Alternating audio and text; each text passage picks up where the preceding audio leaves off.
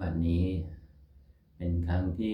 149วันที่7เมษายนพศ2569ข้าพเจ้านายวิจัยการภาพรหัส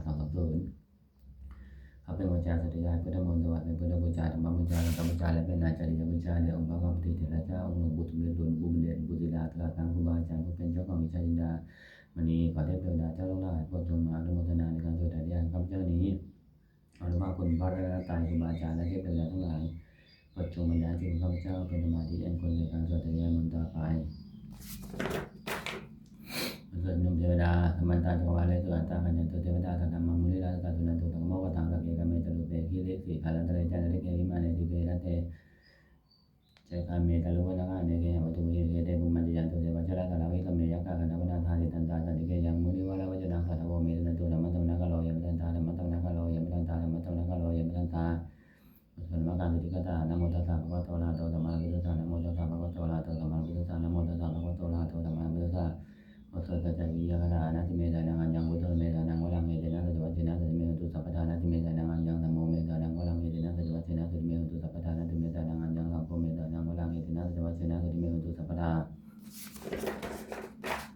วัสนาคลุนิโกนันโทติยะกาคาถามาคลุนิโกนันโทอัฏฐายะสัพพะเมนังบุเรตวะปรมิสัพพะปัตโตสัมปุริมุตตมังเอเตนะสัจวัตเตนะมหันโตสัพพุปะระวามาคลุนิโกนันโทอิทัยะสัพพะเมนังบุเรตวะปรมิสัพพะปัตโตสัมปุริมุตตมังเอเตนะสัจวัตเตนะมหันโตสัพพุปะระวามาคลุนิโกนันโทสุขายะสัพพะเมนังบุเรตวะปรมิสัพพะปัตโตสัมปุริมุตตมังเอเตนะสัจวัตเตนะมหันโตสัพพุปะระวาปัสสมหาสมัยโตเรวะเมสุตังเอกังสมิยังมุขวัตโตเกอุเบลาติกปิลวัตโตเมมหาเวเนมันตาภิกขุตเกตันติมันมัตติภิกขุตเตสัพเพวะลันติตัจจิโลกาตโตเทวตาเยปุยนะทันนิเมตาหุติภะคะวันตันเทนัยภิกขุสังกัญจนะโหตุนันตุดาวะกังยิวะนังเทวะนังเอตันโหติอัญญังโหภะคะวะตะเกตุเวลาติกปิลวัตโตเมมหาเวเนมันตาภิกขุตเกตันติมันมัตติภิกขุตเตสัพเพวะลันติตัจจิโลกาตโตเทวตาเยปุยนะทันนิเมตาหุติภะคะวันตันเทนัยภิกขุสังกัญจอนุนามยามปิเยนะภะคะวะเตนะวะทังกเมมาภะทังกเมตวะภะคะวะโตตัสสิเกปัจจิกะนะภะคะยะมะเตยะโคตาเดวตาเฮยะตะปิมา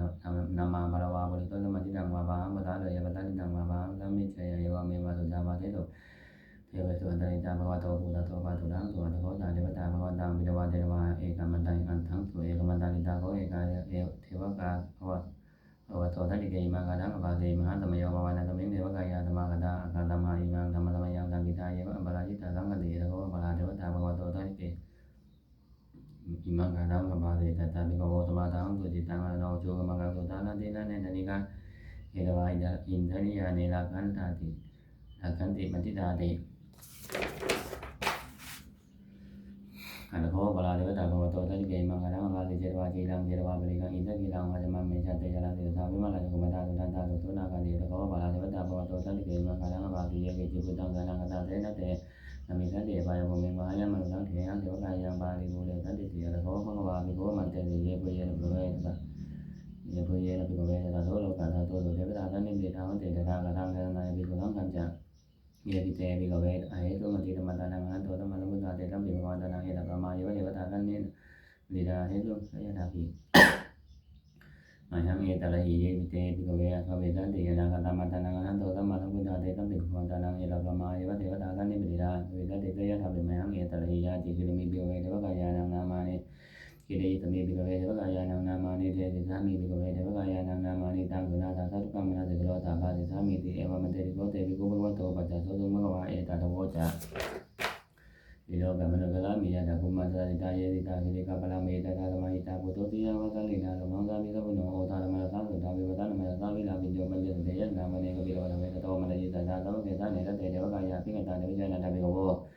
เตจันตะมังกะลุงสุตวะพุทธตาสะนังเตสัมปโตระหุยานังมนุตตะนัสสะนังอเปเกสะตัมมัตถะสุหาสังฆัตถะสัตติงสัตตะลังสัตตังเอเกสะสะนังมนุตตะนัมมัตถะสุอเปเกนะตัมมัตถะสุ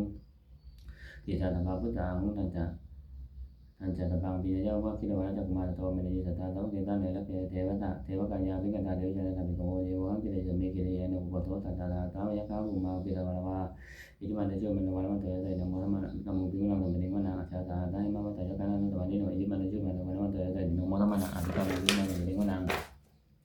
อะตะกิยะติสาตายะกานะนะตะวันนิโนอิติมันเตโชมันวะละมันเตยะเตนะโมธัมมะนะอะภิกขโมปิมุนังตะเมนิวะนะอิเจเตสะละตะตายะกานะนะตะวันนิโนอิติมันเตโชมันวะละมันเตยะเตนะโมธัมมะนะอะภิกขโมภิกขุนังตะเมนิวะนะเมตตาเมตตาปัจจตัสสะยะกานะนะตะวันนิโนอิติมันเตโชมันวะละมันเตยะเตนะโมธัมมะนะอะภิกขโมภิกขุนังตะเมนิวะนะมุขิโตเต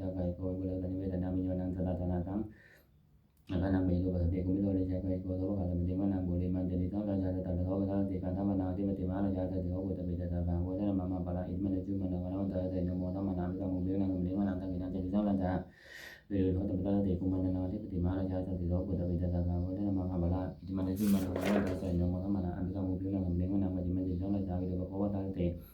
อาคานังธิปติมหาราชาตติโหปุตตปิตตะสังโฆเทนะมะมะปะละ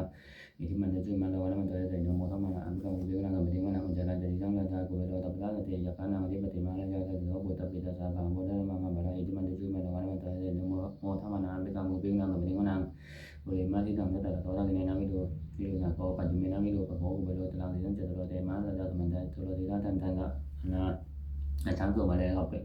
วันนี้กับบิลวัตเวเตตังมายาวิโนตะกะโกจันิกันตะธรรมายากุเรโนเวเตโลวิบูจาวิบูตาจันทโนกมังเตโตจักปิโนมันโดนิมันโดจักปานาโตปามัญโยจะเทวะตุโตจะมันโตริจิตตะเตโตจะกันตะโกนโลราชาตโนตะโพ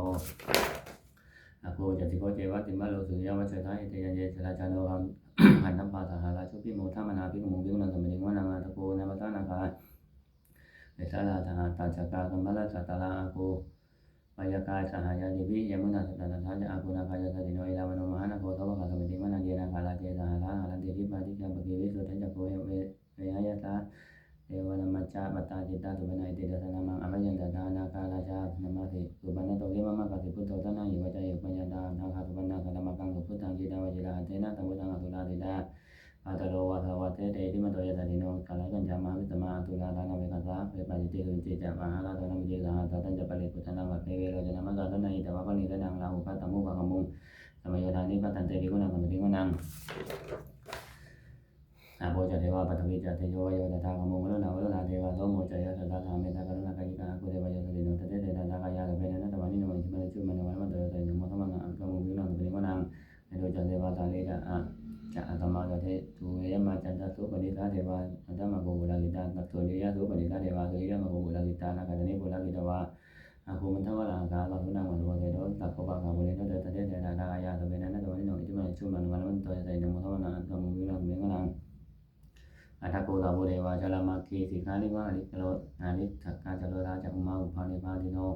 อรุณาธาธรรมะจาอจุตาจเนจักขสุเรลุจิตาภูอาโกวะตะมะเนริโนเสเตนะตะกายาสเปนะนะตะวันนิโนอิทิมันจุมันวันมันเตเตนะโมธัมมังอังคมุงวินังสมิติกุณัง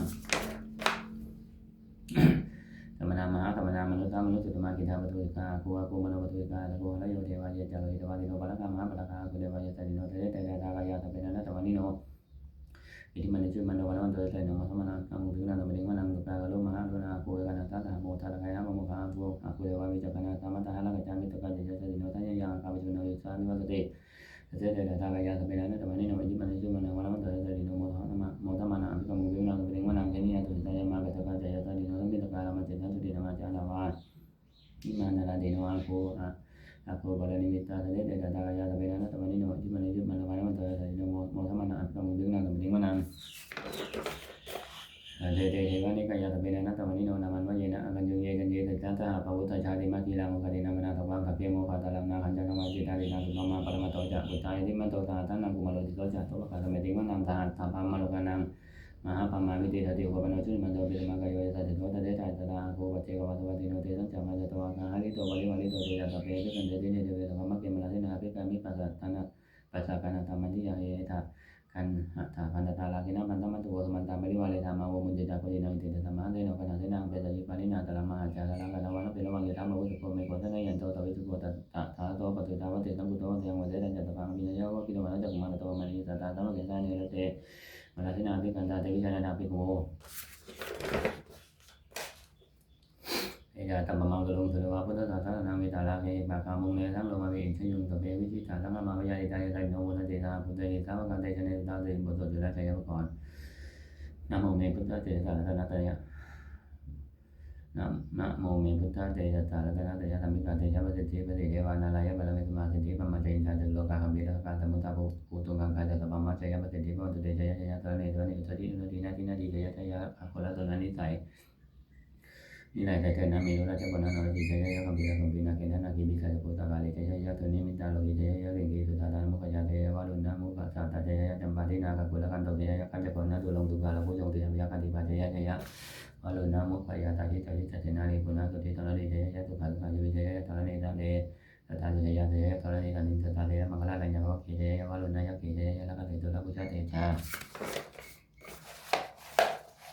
สยะพระเมทัคนาเจยะราชาธิราชเจยะปัตวิกัปปังเจยะอรหันตาปเจกับพุทธกรรมเจยะมาเหสุโลหะโลหะลิเดวะเจยะปัมมาตุละโคเจยะนาโควิรุณโควิรุปโคติมาลวิอินโดจเวนะ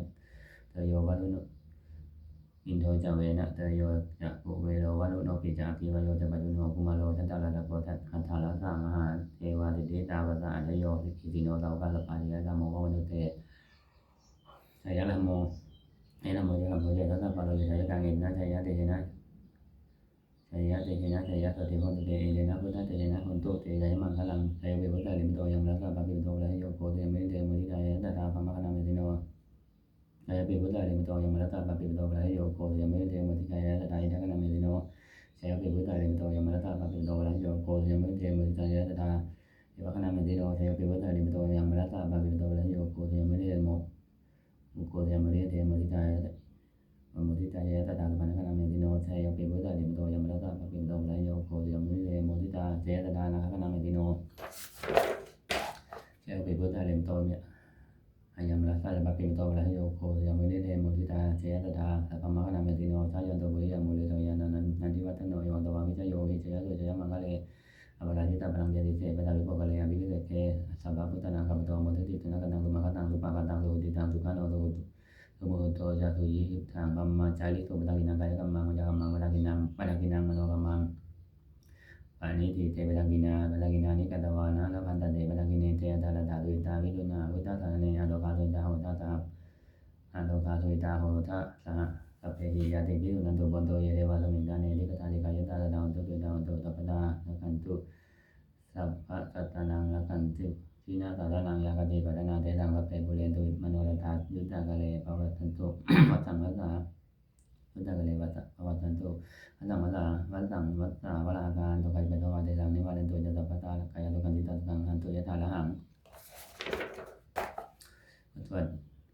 ธรรมานิยามตังเอวเมตตังเอกังธรรมยังภควาสาวิธิยังวิหารติเกตังเนนะกัมปิจิสันตานเมตตาโภภิกขวาภิกขวมันเตติเตภิกขวามันเตติภิกขวติภัตตันเตติเตภิกขภวโตปัจจโตตุมภวาเอตัสโวจะอุปทาวาภิกขเวตตากานานังอนุปทาวาตถาคตานังทิตาวตาตาตุธรรมทิตตาธรรมนิยามตาตเปธรรมรานิจจติตังตถาคโตภิสัมพุทธติภิสัมเมติภิสัมพุทธิโนวาภิสัมเมวาอธิคติเตเตติปัญญาปิติปัญญาปิติวิวัตติวิภัยติวิปโรติสัพเพธรรมรานิจจติอุปทาวาภิกขเวตตากานานังอนุปทาวาตถาคตานังทิตาวตาตาตุธรรมทิตตาธรรมนิยามตาตเปธรรมราทุกขาติตังตถาคโตภิสัมพุทธติภิสัมเมติภิสัมพุทธิโนวาภิสัมเมวา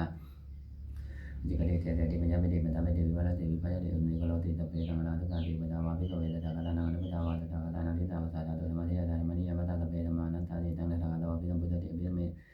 ภิสัมเมติภิสัมพุทธิโนวาภิสัมเมวาจิกเรเทเตติปัญญาปิติปัญญาปิติวิวัตติวิภัยติอุนิโกโลติสัพเพธรรมนัตถาติธรรมโวจาภวะอัตถะอนาเตวิโกภวโตปริตังวินันตุติวัสสตภัทเทกรัตตกถาอธิกนังนามวามยานามติกังเขอนาคตาบุคคลไม่ควรทำถึงสิ่งที่ล่วงไปแล้วด้วยอะไรและไม่พึงพระองค์ถึงสิ่งที่ยังมาไม่ถึง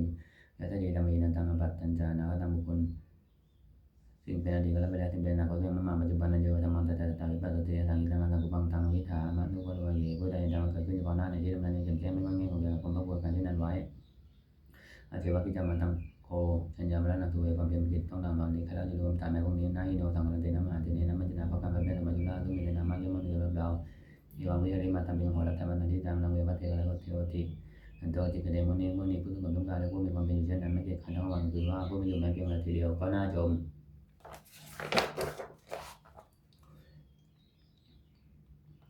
เมื่อเกิดธรรมะสัมเวคัมปัจจเวคณะ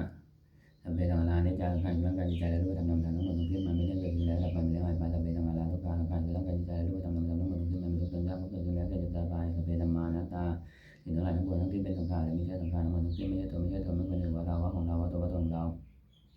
หรือว่าชีวิตตามชีวิตของยั่งยืนทุกวันเมื่อนำความตายเป็นของยั่งยืนวัฏสังวายามนิตาปังอาเราแต่บุญตายเป็นแดนมรณะปริโยธานังเมชีวิตตาม